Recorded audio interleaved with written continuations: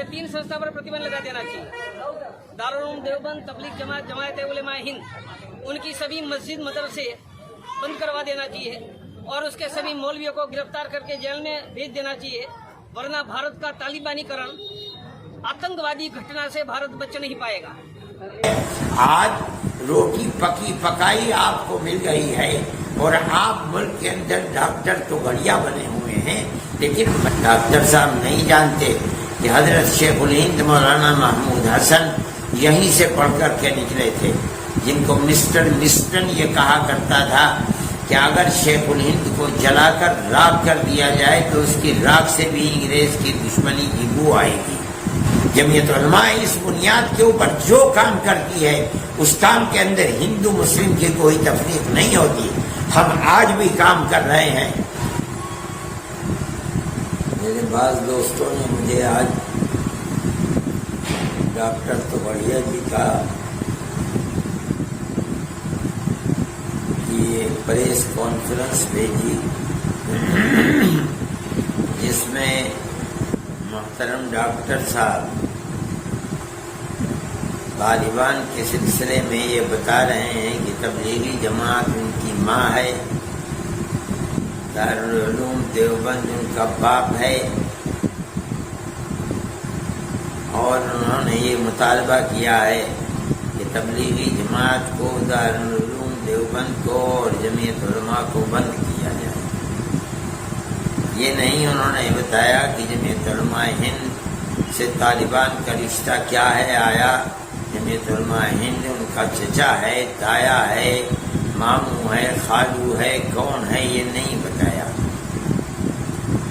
लेकिन मुझे हैरत हुई कि तालिबान को तबलीगी जमात से जोड़ा गया। तबलीगी जमात तो एक ऐसी जमात है जो ऐसी धार्मिक जमात है कि वो अगर कोई काम कर रहे हैं तो जो बात बताते हैं वो ज़मीन के नीचे की होती है कि मौत के बाद तुझे किस चीज़ का जवाब देना होगा और तू अपने कब्र के अंदर किस तरह चैन और सुकून से रह सकेगा, और या आसमान के ऊपर की बात बताते हैं कि मौत के बाद तू किस तरह जन्नत में पहुंच सकता है और किस तरह जहन्नम से बच सकता है।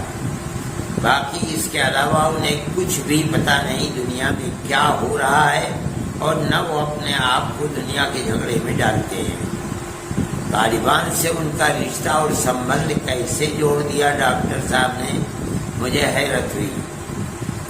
दूसरी बात यह है कि दारुल उलूम देवबंद को ये कहते हैं कि बंद कर दिया जाए। मैं ये यकीन करता हूँ कि दारुल उलूम देवबंद की तारीख से डॉक्टर साहब बिल्कुल नावाकिफ़ हैं, उन्हें कुछ पता नहीं है। मैं बताता हूँ कि दारुल उलूम देवबंद तो सन 1866 में जब बना है, जब 1857 का जिहाद जिसमें हिंदू और मुसलमान दोनों शरीक थे उसमें नाकामी हो गई, और ख़ास तौर पर जो मुसलमानों के मुजाहिद थे और जंग कर रहे थे गुलामी के खिलाफ, उनको चुन चुन कर दिल्ली के अंदर फांसी दे दी गई। 33,000 उलमा को दिल्ली के अंदर कत्ल किया गया और लाल किले से लेकर के जामे मस्जिद तक जो दरख्त थे उन पर उनको लटका दिया गया। उसके बाद दारुल उलूम देवबंद को बनाया गया।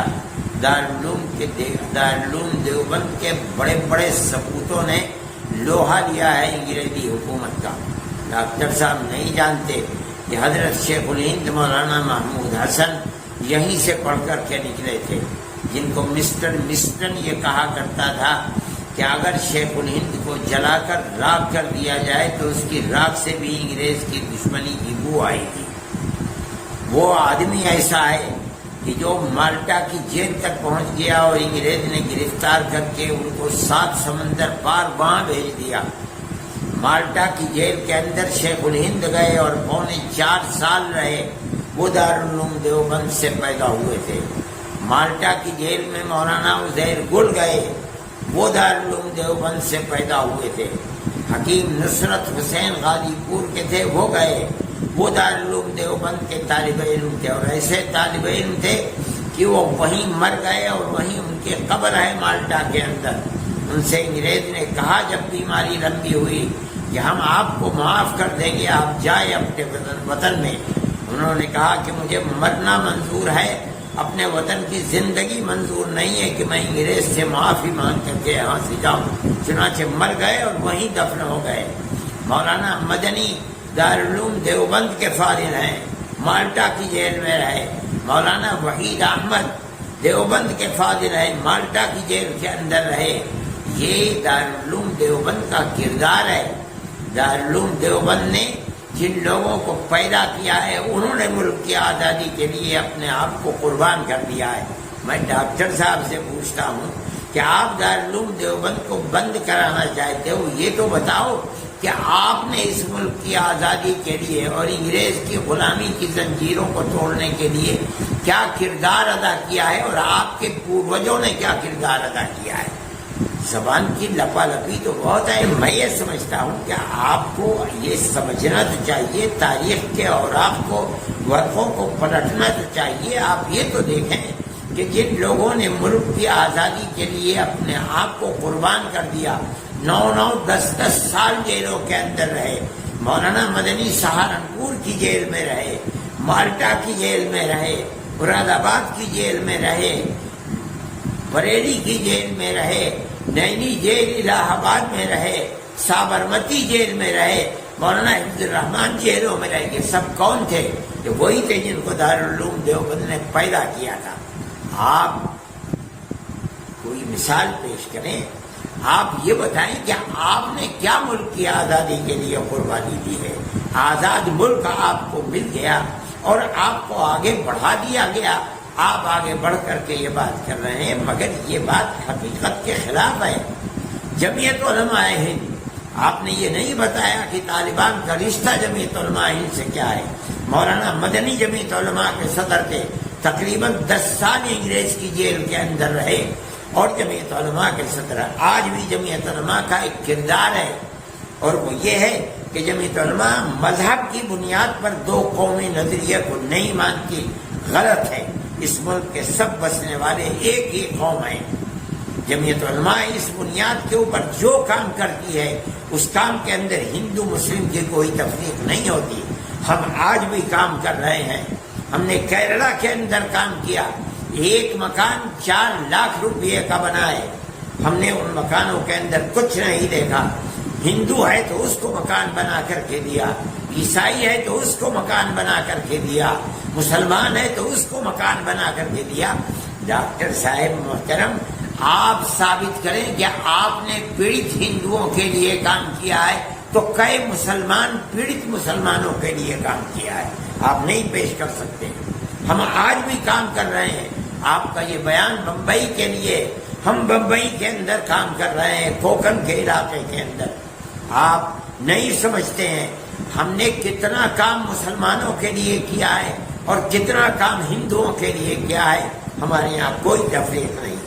ہم نے 33 مکان ہیں جن مکانوں کو ہمیں مکمل بنا کر کے دیا۔ میں آپ سے کہتا ہوں کہ اس کے اندر سے 15 مکان غیر مسلموں کے ہیں جن کے اندر ہم بنا کر دے رہے ہیں۔ اس کے اندر 1-2 مکان مرمت کے بھی ہیں، باقی ہم پورے مکان بنا کر کے دے رہے ہیں۔ ایک مکان کے اوپر خرچ 3.5 سے لے کر کے 4 لاکھ روپے تک ہے۔